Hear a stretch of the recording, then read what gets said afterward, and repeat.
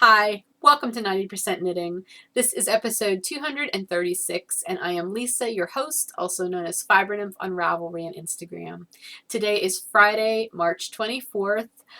It's a little after 1 in the afternoon. I've just finished recording almost this entire episode, and my software crashed on me, and I've had several false starts since then, so I'm really hoping that this time around I can get through this and everything goes okay, because I'm not sure how much longer my voice will hold out. There's nothing wrong with me. I'm not sick or anything, but I've talked a lot already. So I have my tea, hoping to keep me going here. At any rate, welcome. I'm so glad you're here with me today. I know this is a one-way conversation. I can't really hear what you say back as you're watching. At least if you're like me, I talk to my podcasts when I watch them. But it's always fun to get a chance to talk to you and show you what I'm doing and what's going on. So that's what we're going to do. I do have a lot to talk about today, so I would like to get through it without taking too long. But first, I do want to say hello to Tammy from California. She introduced herself in the welcome thread in the Ravelry group on the 90% Knitting Ravelry group. So welcome, Tammy. Thank you so much for checking out the podcast. I will say I did do a shop news podcast last week. It was just for shop news and updates for the show, or for the shop. Last week's update, well, Monday's update. The update was Monday, but I did the recording last week. That's a different podcast. This is a normal podcast, such as it is normal. But the shop news ones are just sort of bonus episodes I do occasionally to let you know what's going to be going in my shop updates. But this is not one of those. This is a regular update, or a regular podcast that we're going to see knitting. And that's what I'm going to talk about now.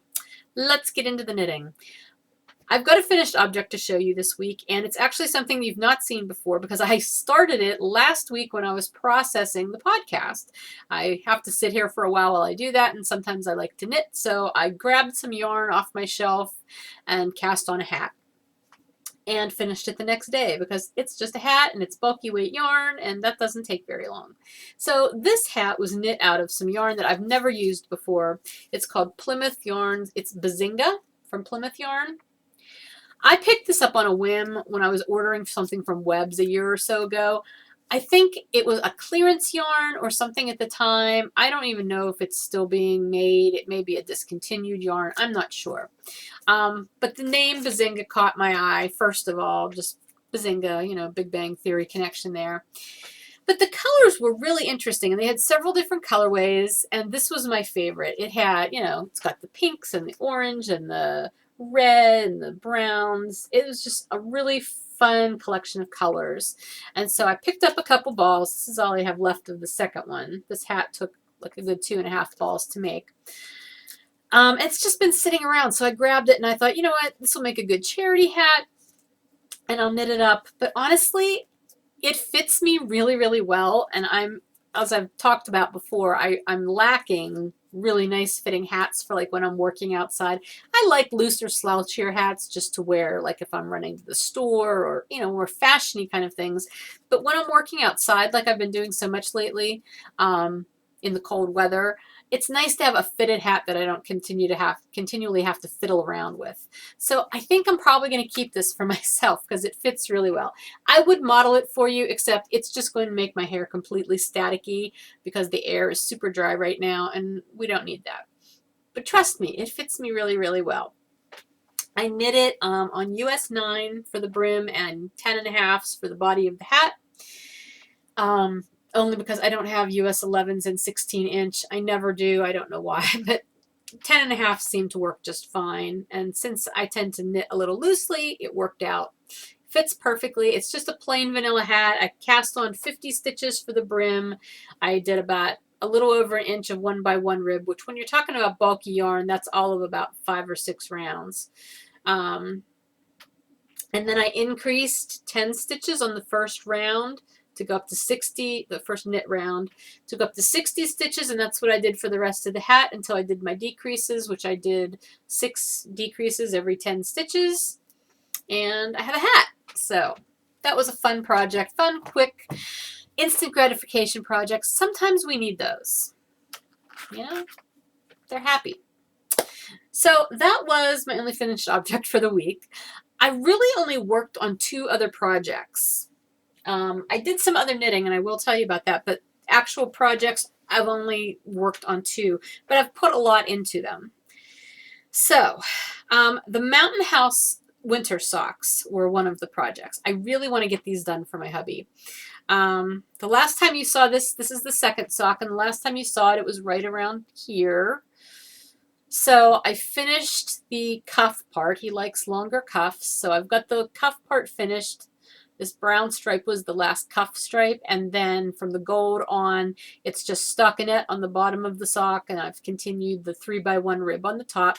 I think in the last podcast I said it was 3x2 rib. I have no idea why I said that. It's 3x1. So yeah, I've got the foot part done now in stockinette, and I'm actually ready to start the toe. I know that looks short, but it's going to have an afterthought heel in it that's going to add another 3 inches to the bottom of the sock, so it'll be great. So I just have to finish the toe on this one, and then I will have 2 finished sock tubes, and they're quite matchy. I'm very happy with my matchy job on that. I'll do the afterthought heels, and my husband will then have a new pair of socks, which hopefully he will wear. He has not been wearing his hand-knit socks quite as much lately. I'm not sure why. He's really into making sure things match what he's wearing. So if I've made him a stripy pair of socks and they don't have the right color stripes in them, he doesn't tend to wear them. I guess I'm going to have to make him a wider variety of colored socks or something. But this is the last pair he's getting for a little while anyway, because it's getting warmer. And I don't think he'll want to wear wool socks all summer. So anyway, wow, hair's doing strange things even without a hat on. Okay, so the Mountain House socks, those I did put a good bit of time into. The other project that I put a lot of time into this week, and this might be a surprise because I haven't worked on it much lately at all, in probably well over a month, is my Find Your Fade shawl. I don't know what happened, but the bug bit me. I decided I really wanted to work on this because I want the finished object. I really, really want the finished shawl. And I really want it to be done in time for my next show, which is at the end of April. So I pulled it out, and I knew where I was, and I knew that was part of the reason why I had stopped where I did, because I was in the 4th color, and I was just a couple rows away from having to do the eyelet section. And that is not my favorite section of this shawl. However, here, I'll show you where I'm at, hopefully without losing stitches off my needles. For goodness sakes, come here. Okay, so here's the center. So you can see the stitch marker dangling there. That's where I was the last time you saw it, basically. My 4th color is Imagine, which has got all those great purples and blues in them. So again, I'm knitting this out of my yarns because I want to use it as a show sample as well as just to wear it. And I'm alternating between Bedazzled and Bounce. So every other segment will be sparkly. Number 4 was a non-sparkly segment, so that was out of my Bounce base. Anyway, the other evening, my husband and I were just sitting at the dining room table after dinner, talking and doing whatever. He either reads news articles to me, or we have the news on, or we just sit and talk, or whatever. It's always very nice and relaxing, actually, when we get to do that. And I thought, you know what, I want to knit, and I just pulled this out. I don't know why, because this isn't usually a conversation kind of knit for me, especially when I'm approaching the eyelets. But I thought, the heck with it. I haven't worked on this in a while, and I just want to do this. So I think I had 2 more rows of the just garter stitch to do. I did those, and then I got to the eyelets, and I thought, you know what? I'm just going to do this, because ordinarily I would stop and I would count my stitches and make sure I had the right amount of stitches on each side of the stitch marker, the center stitch marker, and I would sit there and I would read the directions, because it's a 6-row repeat for the eyelet section. You do it 3 times. The right side row is the patterning row. The wrong side row is just like a rest row. But for whatever reason, I had been having trouble connecting with it, like getting it to be intuitive, even though I knew exactly what you had to do. And it all really comes down to what you do when you get to the stitch marker, depending on how many stitches you have prior to the stitch marker after you've done the lace motif, which is just an eyelet lace, right? I just decided, you know what, I'm just going to knit this. Whether I have the right number of stitches or not, I will make it work. And that's exactly what I did. And when I got to the stitch marker in the center on that first eyelet row, I did not have the number of stitches I should have had prior to the stitch marker for that row. It was like the third pattern row. It matched up with that, so that's what I did. And then I just took it from there. And it worked fine. No problems. I just shifted things around as I needed to make them work. And you know what? That made all the difference. I flew through this eyelet section when I realized that I did not have to be glued to the pattern. I did not have to be anal about counting the stitches and making sure I wasn't making mistakes. It's eyelet lace. It's not rocket science. But it had been my sticking point in this thing, and it was the only thing that was keeping me from really, really enjoying knitting on this pattern. So I got beyond it. And I'm very excited about that because honestly, the rest of this from that point on flew so far. It's only been the last few days. Well, I didn't have a lot of time over the weekend to work on it, so it's been a few days worth of knitting over the last week, but it's just great. I will say I notice a big difference in what my eyelets look like on the first half versus the second half, because on the first half you're doing the eyelets with knit two togethers and yarn overs, whereas on the second side you're doing it with yarn overs and slip knits.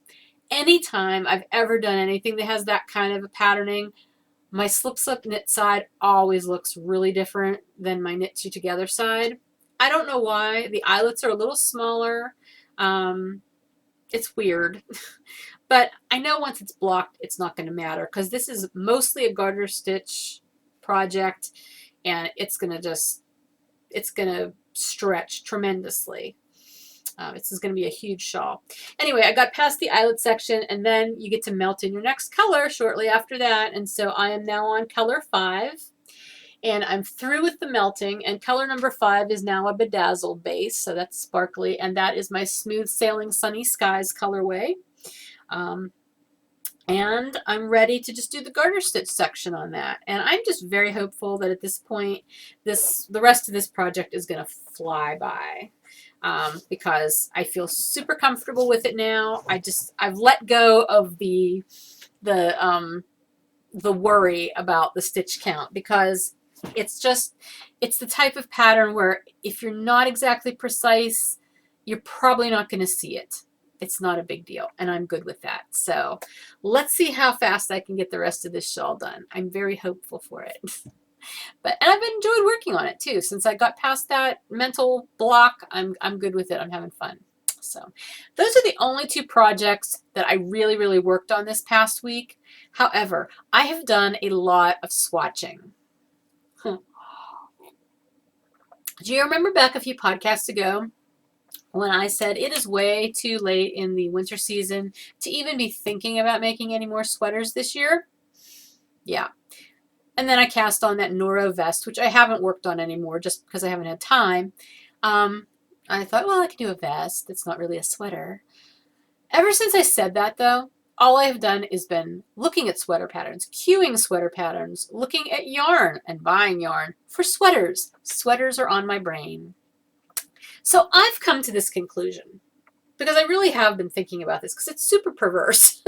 I'm not making any more sweaters now. I want sweaters, you know? It's like, what's wrong with me?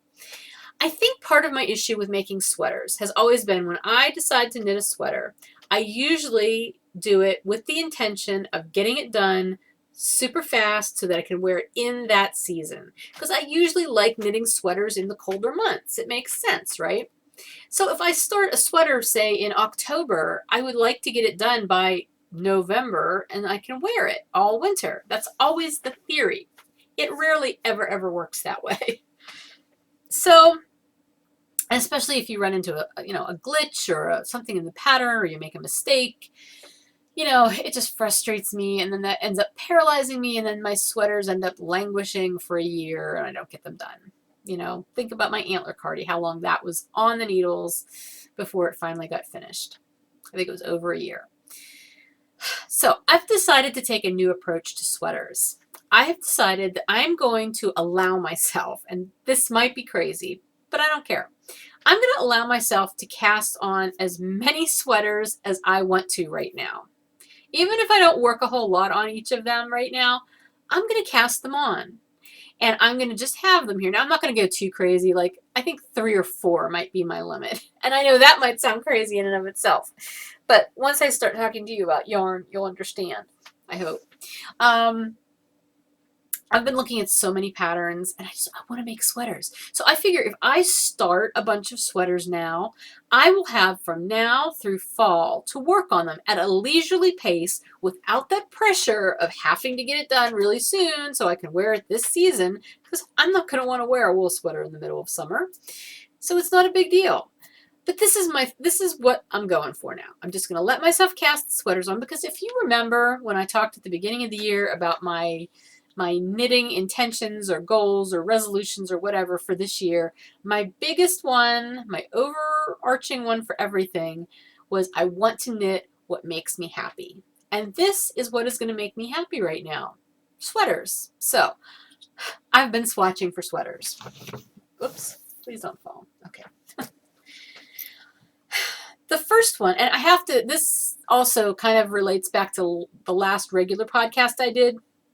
I had technical issues during the new things section and ended up having to re-record part of it. I thought I had already talked about a new yarn that I got prior to the issue with the recording, and I hadn't. I realized that after I was going through the whole podcast again to process it. So I didn't get to tell you about this yarn. I had ordered, when I showed you the Jamieson Smith, the blue and the yellow that I had gotten from the Woolly Thistle last week, the other yarn I wanted to show you was this skein, which is Isle yarn, which is a DK weight yarn. It's from the UK. It's beautiful. And I saw it, and I just ordered one skein because I had never heard of it before, and I just kind of wanted to see what it was all about. So I got this. It was in the package with those other 2 skeins, and as soon as I opened it and as soon as I felt it, I said, I have got to make a sweater out of this. It was just, I fell in love with it instantly. And so I waited a couple of days. I was good. I was like, do I really need to order more? Yes, I did. I wrote to Claire at the Woolly Thistle, and I said, I ordered the skein of yarn. Do you have more in this color? Like, how many more skeins do you have on hand in this colorway? Because if she didn't have enough, it was going to be a non-issue. Well, as it turned out, she had 7. I'm like, I will take them all. Thank you very much. I don't need 8 skeins of this, but I really am. I needed 6 more, but I thought I don't want to leave just one sitting there all by itself. That would be sad. I can't do that. So I now have 8 skeins of this beautiful DK weight yarn. Let me tell you what I know about the Isle yarn. It is, the label says 100% pure wool, but if you go to the Woolly Thistle site on the Isle yarn page, it talks about how all of their yarns are either 100% Dorset, or they are a blend of Dorset, Swalesdale, and I believe BFL is the third breed in there. I have never knit with Dorset. I don't think I've ever spun Dorset either.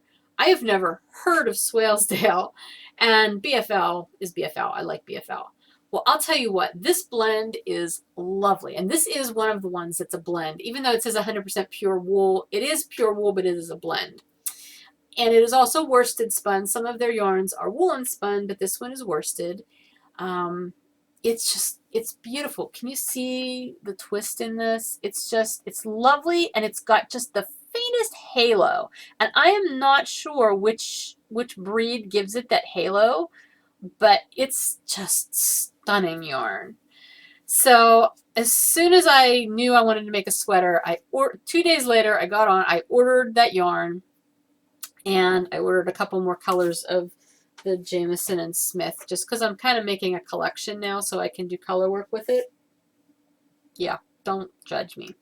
Anyway, before I started looking at patterns, and I knew I wanted to do something with cables, because this yarn would be perfect for cables. It was screaming cables. So the sweater that I finally landed on, that I think I'm going to do, excuse me, is Glenfiddich.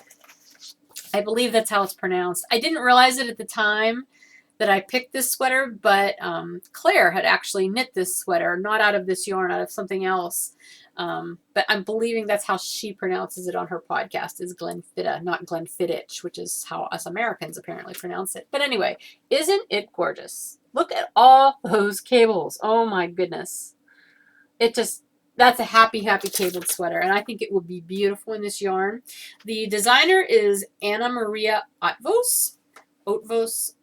I don't know how to pronounce it. I'm sorry.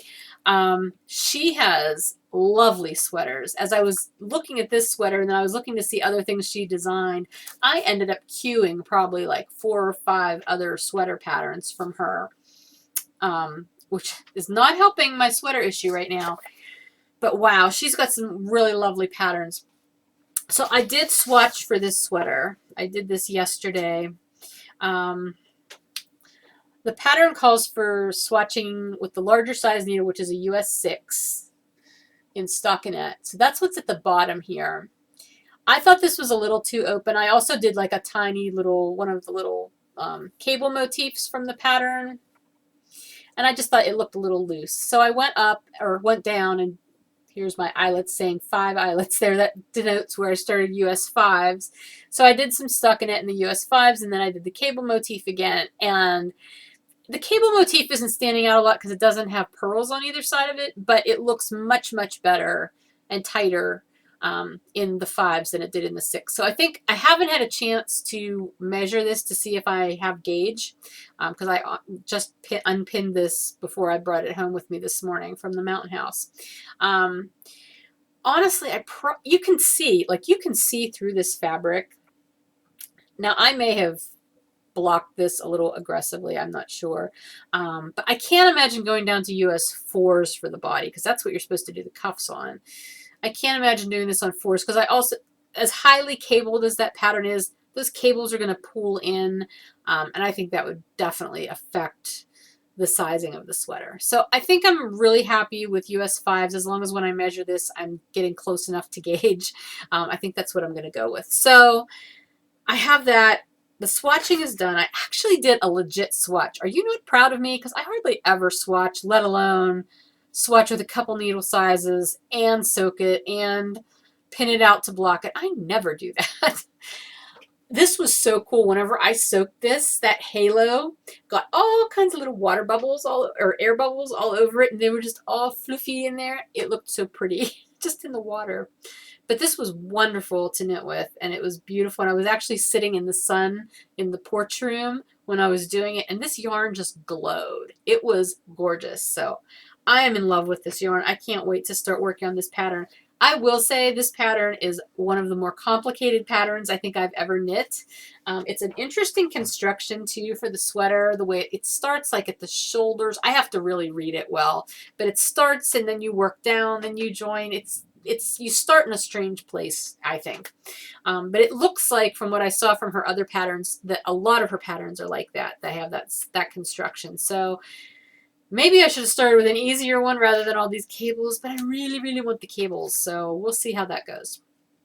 So that's the one thing I swatched. Then I started swatching for, this was some yarn that, as we've been rearranging things in my basement, doing the basement project, I've been rearranging my deep stash, and I came across this yarn, which I have in this, and then I also have it in this color. I don't have the tags in here with me, but this yarn is called Sheep Shop. That's the brand, and it's called Sheep number 2, which is a bulky weight yarn.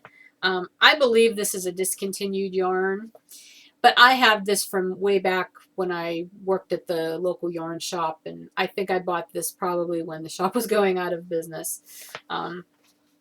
Anyway, I have 7 or 8 skeins of the purple, and then 2 skeins of this multi that also has purple in it. I'm not sure that this is enough that it would have made me a garment, so I don't know what I was thinking when I purchased it. I probably wasn't, because I was a new enough knitter back at that time that everything had promise. So I just thought, pretty colors, I can do something with that. I just pulled it out and I started swatching. I think these are maybe size 11s, I'm not sure. 11s or 13s, big needles, because it's big yarn. And you really can't see much, but if this was enough for me to know, and don't ask me why I did this much of it either, this is enough for me to know there is no way in the world I'm going to knit myself a sweater out of this yarn. Me and bulky yarn sweaters, I'm a big enough girl. I don't need the extra bulk of bulky weight. However, I was watching the Wet Coast, Wet Coast Knitting, Wet Coast Woolens. I don't know. It's a shop in Vancouver in Canada called, I believe the shop's called Wet Coast Woolens. And they have a podcast.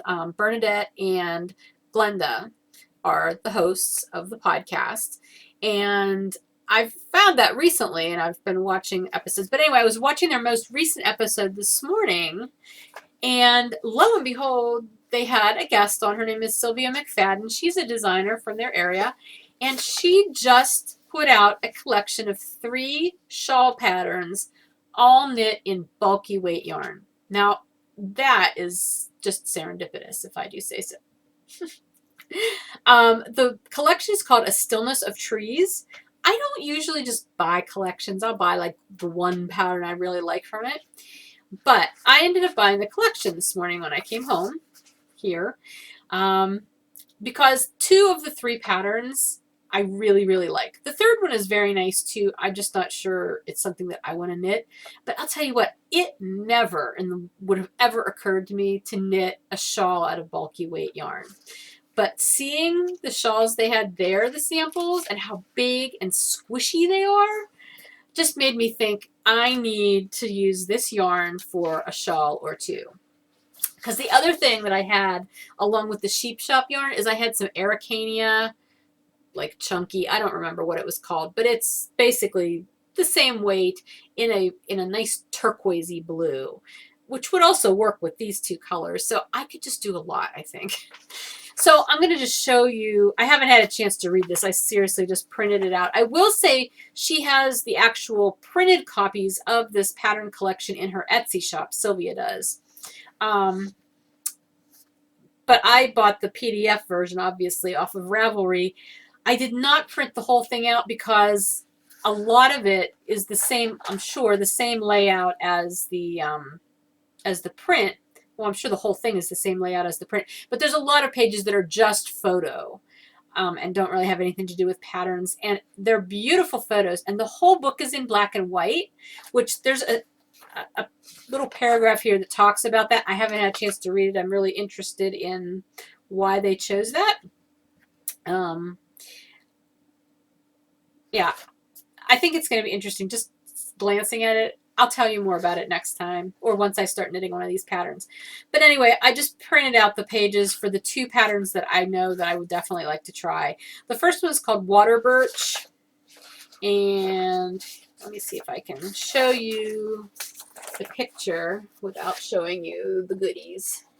So that's Water Birch. Water Birch, it just has that nice zigzagged kind of chevron-y looking eyelet pattern in it. And I like how in the black and white pictures they stand out so nicely to the background. It's so cool. So that's the one, and then the other one is called Black Hawthorn, which is a little bit more ornate. But honestly, when you're working with big chunky yarn, I don't really think you need a whole lot of ornateness. But this was very pretty. I just love how that stands out. So those are the 2 that I'm really interested in working on. So we'll see. Being bulky weight, I would think those would go pretty quickly too. So we'll see. But that was another thing that I kind of started swatching.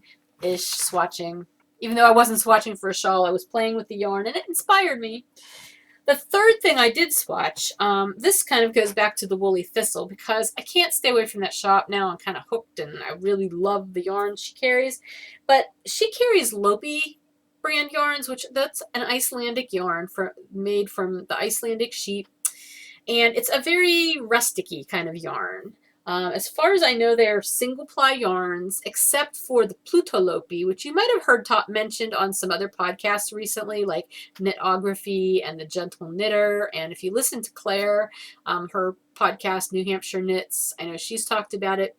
Plutolopi is a singles yarn, but it's unspun. It's like a fine pencil roving from what I understand. I can tell you more about it next week because I ordered some. Yeah. Actually, Claire is having a knit-along right now for the Rusty cardigan, which is made out of Plutolopi.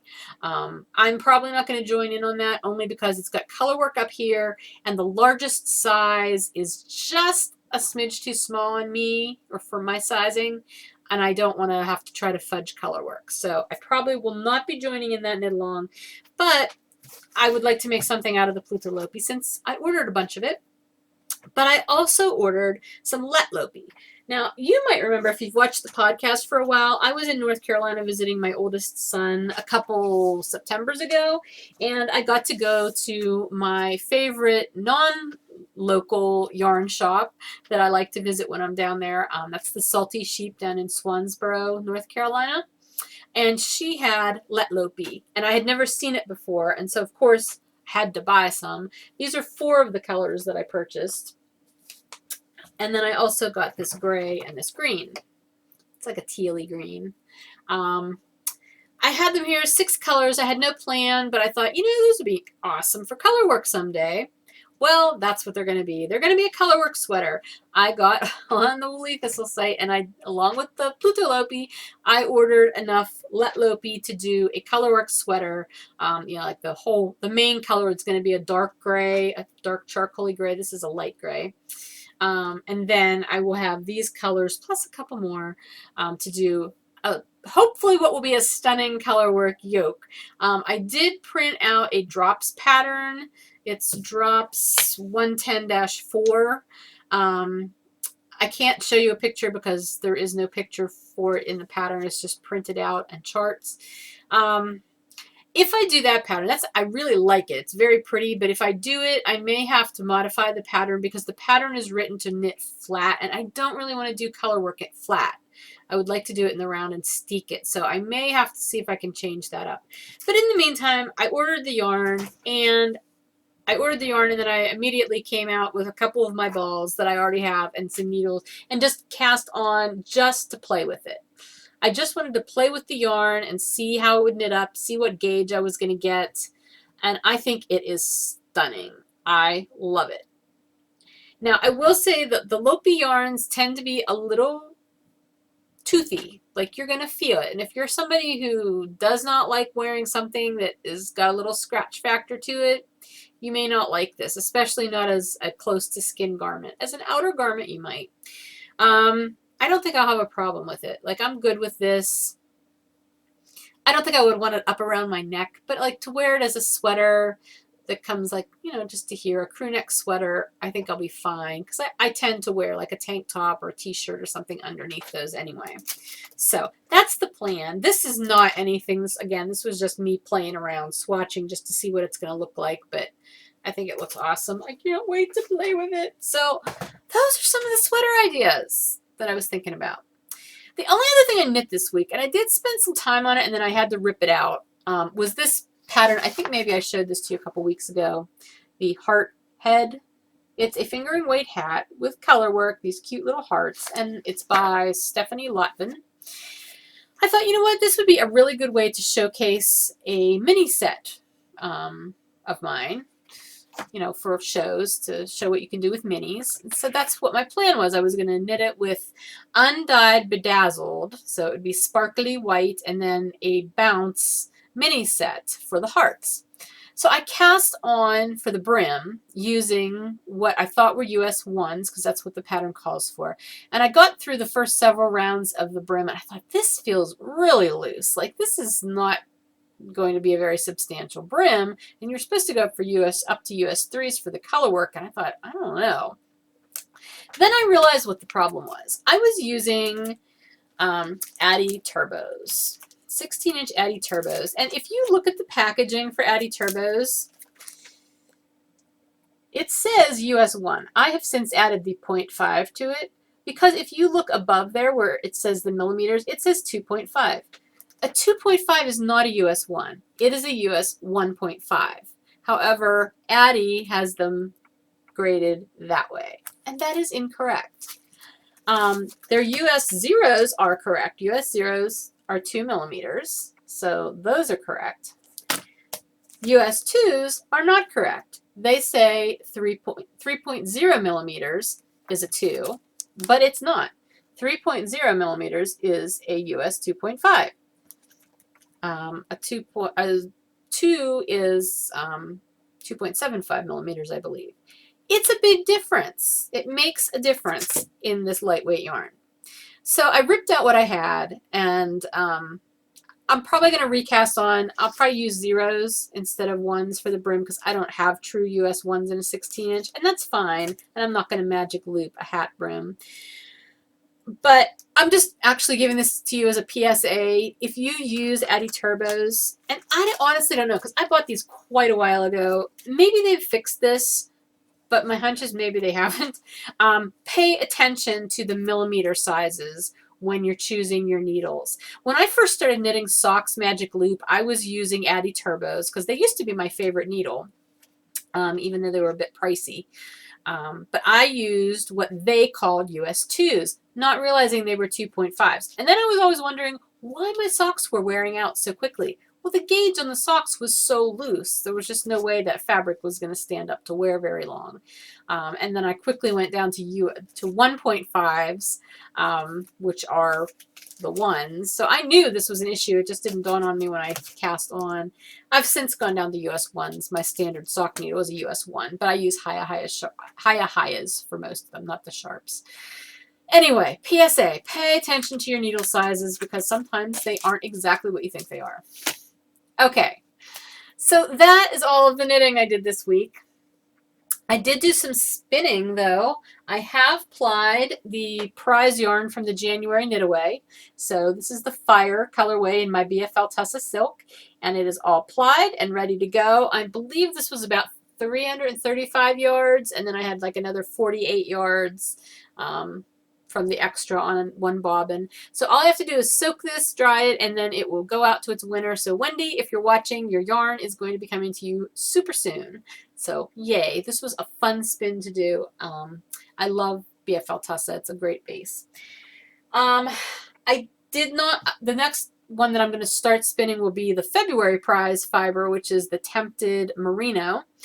But in the meantime, I was trying to fill up my blue BFL bobbins again so I can ply another skein of that. So I had 2 bobbins started. They were both about half full. And then I had the 2 that were left over from when I plied. So I had like 4 bobbins started with this blue. I have a lot of traveler bobbins, so that's not a big deal.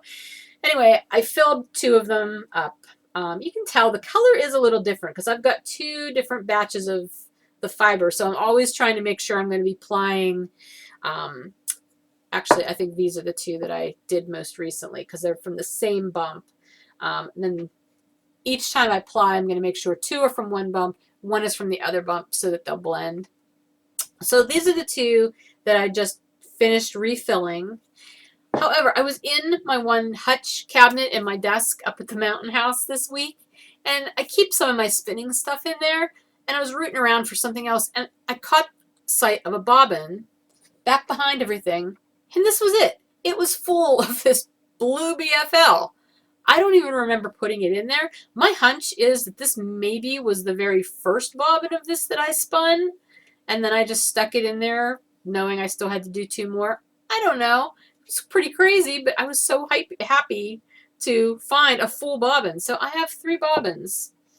And that one definitely would have been from the first bump. These 2 are from the second bump. So I'm good with my plan. So I can go ahead and I can ply on my sidekick yet another skein of this. So that's very exciting. And hopefully they'll come out a little closer and I won't have so much left over on one bobbin. We'll see how that works. So that is all my spinning and knitting. Let's move on to the knit along. We are still in March. We're coming to the end though, so you've got just like 1 more week basically to finish up any of your winter projects that you want to talk about or whatever. And remember, the chatter thread is where I'm doing most of the prize drawings from. The chatter thread is for your pictures of in-progress items, for finished objects, for simply chattering, for commenting on other people's knitting, whatever. Any post you put in there related to the knit along is a prize entry. That's what I'm drawing the prizes from. Right now we have 80, 88 posts, not including my own, for the month of March. So that is one prize worth, because I'm offering one prize for every 50 posts. So as long as we get enough up to 100 posts, not including mine, there will be 2 prizes. But for right now, we've got enough that I can do one prize drawing for March. And the 2 prizes, because I'm always offering one extra prize so you can have a choice. The 2 that I've got right now, I've got a skein of Celtic Jewels, the Celtic Jewels colorway on my Traveler base, which is sport weight. And I have another fiber option. This is my Emergence colorway, which is a really nice spring greens and yellows kind of colorway, with some gray in it and some light blue. It's 5 ounces of pole worth. So that's another prize choice. If you're a spinner and you win, you can get the fiber. If you're not a spinner and you like the colors, I'll be happy to spin it for you. I'm really trying to make those my priority spinning so that I don't get behind on my prize spinning. Anyway, if we end up with enough posts, I will add another prize before next week, but I will announce that winner or winners next week. We will also have the March Challenge winner, which is the Go Green or Go Home prize winner, or the Go Green or Go Home Challenge. No. Is that what I called it? No, Go Green. Go Green or Go Home is actually one of my colorways. The challenge is called Go Green. And you can find all the information for that in the thread on the Ravelry 90% Knitting group. The prize winner for that challenge is going to win a set of stitch markers from me. I do not have them with me. I've made them, but I think I left them up at the mountain house, so I'll show them to you next time. But that will be the prize for that. It'll be 8 stitch markers plus a 9th that'll have a little charm on it, so it's kind of like your beginning of round stitch marker. Lastly, since it will be the end of March, that's the end of the first quarter, which is the winter quarter, so there will be the winter quarter drawing, and that will be one winner from all of the first 3 months worth of posts. And for that winner, you're going to win this lovely bag that was donated by Dennis, who he's a viewer, and he gave me a few different bags to use as drawing prizes when I was down in Florida. And so this is the one I chose out of that lovely lot. It's a pretty brightly colored butterfly print, and I thought it was perfect for the upcoming spring season. So you will get this lovely bag, and here's what the inside looks like. It's got a really pretty red fabric in it. So, in addition to the bag, I am going to custom dye up a single skein of yarn that will coordinate with this. It will be a one-of-a-kind skein, and it will be all yours if you are the winner. So those are the prizes, and I will do those drawings and announce the winners on the next podcast, which will be in the first week of April. I will probably do one more podcast in March, but it will only be a shop news and shop update kind of podcast like I did for the very last one. But that'll be next week. But the prizes, that will be in the next regular podcast. So that's going to move the knit along into the second quarter, which is the spring quarter. And that will start April 1st. And our spring quarter will be April, May, and June. The themes will be growth, light, and life, which are very springy kind of themes. So whatever you're knitting that you can relate to those themes or to the theme of spring in general are perfectly acceptable projects for the spring quarter. But please find some way to make them relate to those. And the April focus will be yarn, and that will be sport weight. So if you are a winner in March and you choose the sport weight, you'll have some sport weight you can use. Again, for the general knit along, the weight is just a suggestion. It's a focus. If you want to try focusing on that, great. However, for the April challenge, it is going to be very sport weight centric. And the April challenge is going to be called Shorty and Sporty.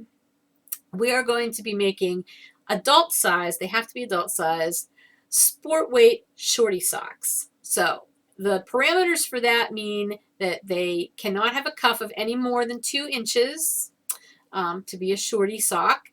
and must be adult sized. You must finish both socks, obviously. You can use any pattern you want, any sock pattern. It can be a plain vanilla pattern, it can be a patterned pattern, whatever you want to do. Each finished pair of Shorty sport weight socks in April counts as one entry.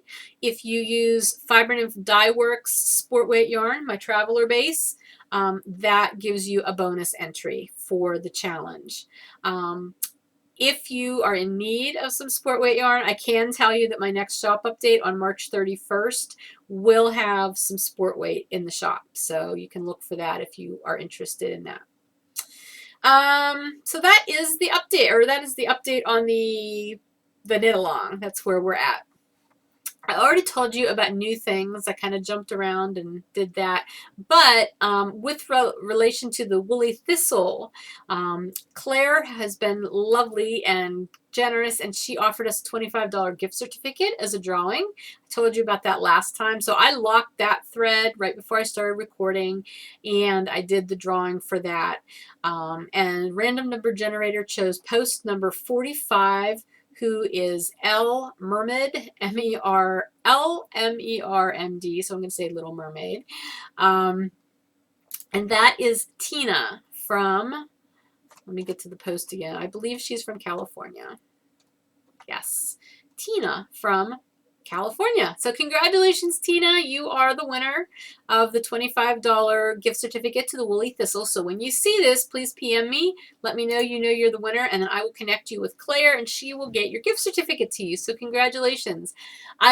The prompt that I used for this drawing was, please go to the Woolly Thistle website and look at what's offered there, the yarns, and tell me, if you want, what yarn would you like to try? What yarn have you been interested in? Because there's a lot of UK-based yarns there that you hear about on a lot of podcasts, and they're not always easily accessible here in the US. So Claire is doing wonderful things, making these easier to get for us here in the US without having to pay the international shipping. So anyway, the one that Tina chose was the Eden Cottage Yarns Milburn 4-ply in the Damson colorway, which is very pretty. It's a very purple, lovely color. So hopefully you'll get to try that out, Tina. And even if you did not win, please head over to Claire's shop and just look around. Honestly, if you go to the drop-down menu on the Woolly Thistle, she's got different options, and you can either look at yarn by brand or yarn by weight or yarn by fiber. If you go to yarn by brand and you click on any one of the brands that she carries, the page you come to not only gives you the yarn, like the link to the yarn pages, but she's got all kinds of really good information about that brand, about where the yarn comes from, what the sheep are, the owners of these farms that produce this yarn. It is so interesting. It's very much a place-based yarn type of resource, and they're fabulous yarns. So I would highly recommend just go to the shop, even if you aren't in the market for yarn right now. Just check out the shop and see what she has to say, the information. It's just so interesting. I love reading about stuff like that. I don't know if everybody does, but I do. So I think it's worth visiting. And if you are in the market for some sort of yarn like that, the really nice UK brands that we're hearing about all the time, check out Claire's shop first. Okay, I'm done talking about Claire's shop. I keep checking out Claire's shop way too often lately, but I love the yarn. Okay. Lastly, in 90%, and this actually kind of verges into shop news, but I want to put it in this section just because it's a volunteer kind of thing. I'm looking for volunteers. I usually knit all of my show samples myself, but I need some socks knit, and I need sort of a quick turnaround. So I am looking for, at this point, 5 volunteers, each of whom would be willing to knit one sock, one adult size sock. It would need to have like a 5 to 6 inch cuff. I can give you all those parameters. Plain vanilla sock, nothing fancy, but I would need it turned around fairly quickly. I will send you the skein of yarn and ask you to knit the sock based on my parameters, which are pretty simple. have you mail the sock back to me. You can keep the rest of the yarn. So if you're only knitting one adult size sock out of a full skein of yarn, you're going to have a decent amount of yarn left. So you can keep that and use it for whatever you'd like. And I will give you a $15 gift certificate to my shop also as a thank you for your time and effort. If you are interested in something like that, please PM me on Ravelry or email me fibernymph@gmail.com. I only need 5 people because the 5 bases right now that I'm going to be asking people to knit are Bounce, Bedazzled, Heavenly, Squish, and Traveler. Those are my 5 sock weight. Traveler is a sport weight. The other 4 are fingering weight. But those are the 5 right now that I would like to get sample socks knit out of. So again, if you're interested, please contact me.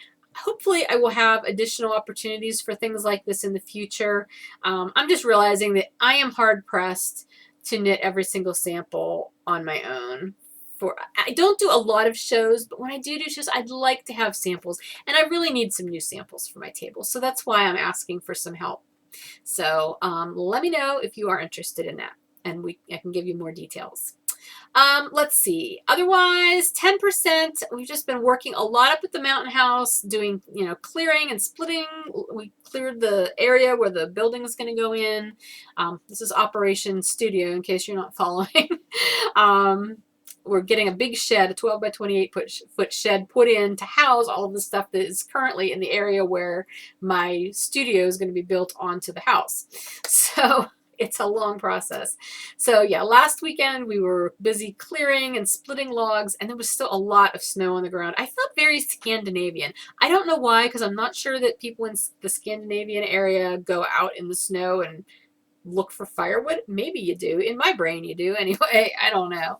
But that was an interesting endeavor in the snow. So we did that last weekend. Yesterday, Bill took off work, and I was up at the mountain house working yesterday too, so that worked out well. I worked and did yarn stuff in the morning, and then after lunch, I went out and I helped him for the rest of the day. And we were basically digging a trench for the footer for the building, which that's fun to do in frozen ground. And I shoveled a lot of gravel, and yeah, it was interesting. But we got a lot done, and I really do enjoy doing that kind of work. I have no problem doing manual labor, and I love working with my hubby. It's just a lot of fun. It's a fun project that we're doing.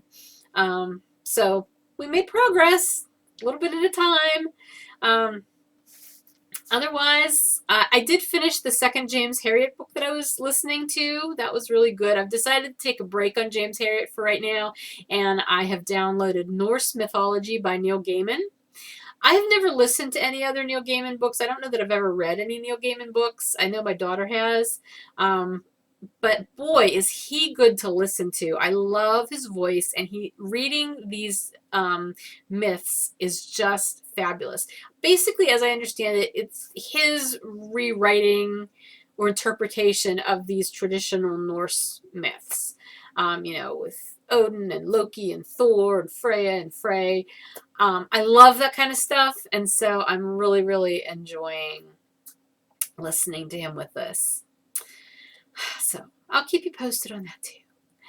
Otherwise, shop news, I'm not going to say a whole lot because I will do an addendum episode probably mid next week, since I will be doing a shop update on Friday, the 31st at 6 p.m. So I'll have all the yarn ready to show you by then.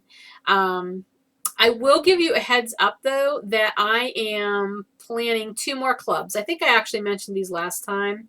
One is going to be a fiber club. One is going to be a self-striping yarn club on heavier weight yarns. So you can be looking forward to those. The clubs that I'm currently doing will end at the end of April. One of them's ending this month. The other one's ending in April. So I will be starting the signups for the fiber club in April. So stay tuned for details on that. I don't want to say too much because I don't have all of the details ironed out. I can tell you, though, that the fiber club is going to be a barber pole spinning club. So you'll be getting 2 different bumps of fiber in each shipment. One will be either a gradient or a variegated, and the other will be a coordinating semi-solid, with the intention that you would spin each one separately and then ply them together for a really cool barber pulling effect. I think that'll be fun. I love spinning that kind of fiber. So that's the lowdown on that. I still have to get more details on the fibers and stuff I'm going to use.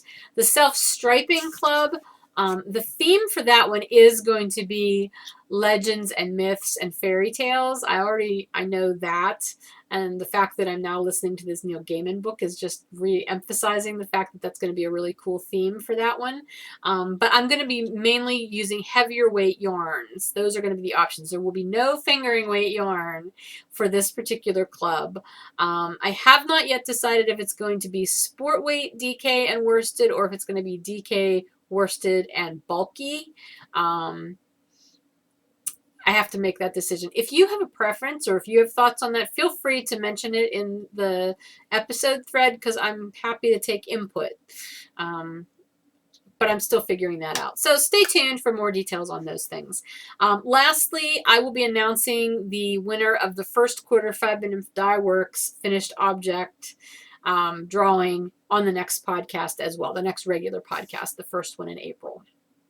So that's drawing to a close. So if you have any 5-minute Dye Work projects that you finished here in this first quarter, please remember to post them in that thread over in the 5-minute Dye Works group so that you're entered for that $25 gift certificate. Okay, that's everything I've got for you. I have been talking for way too long today since I've had to record this a couple times. I'm going to go. I am going to wish you a wonderful weekend, whatever you are planning to do, and I will talk to you again next week. So take care. See you later.